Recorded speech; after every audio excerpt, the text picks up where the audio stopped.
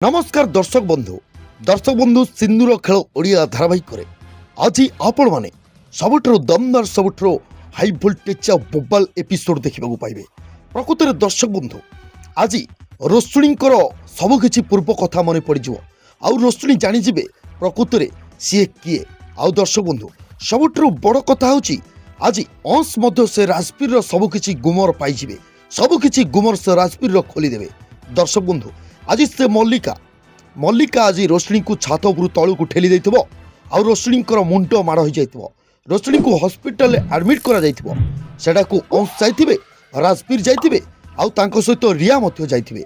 दर्शक बंधु डॉक्टर को राजपीर कहे डॉक्टर मो वाइफ माने रोशनी केमिति अछंती। डॉक्टर कहे एक्चुअली तांको मुंड आउ अंटा बहुत जोरे माड़ होइछि, तांको पाखरे तम मानक भितरु जदि केही जणे रहि जानती ताले बहुत भल हंता। दर्शक बंधु हठात से राजबीर रिया को खबर रिया मोर खाली गोटे मीटिंग अच्छी मुझे रहीपरि तुम टे रोशनी पाखे रही जाओ बहुत भल हम। दर्शक बंधु एमती कही राजबीर सेठू चली जाव। दर्शक बंधु यापर अंश मन को मन कहे ए राजबीर रोशनी को निज स्त्री बोली कहूँ आउ निज स्त्री पाखे न रही एठू चली जाऊँ पुणी एमती अवस्था। तेज दर्शक बंधु अंश को मुंडे बर्तमान बहुत बड़ टेंशन।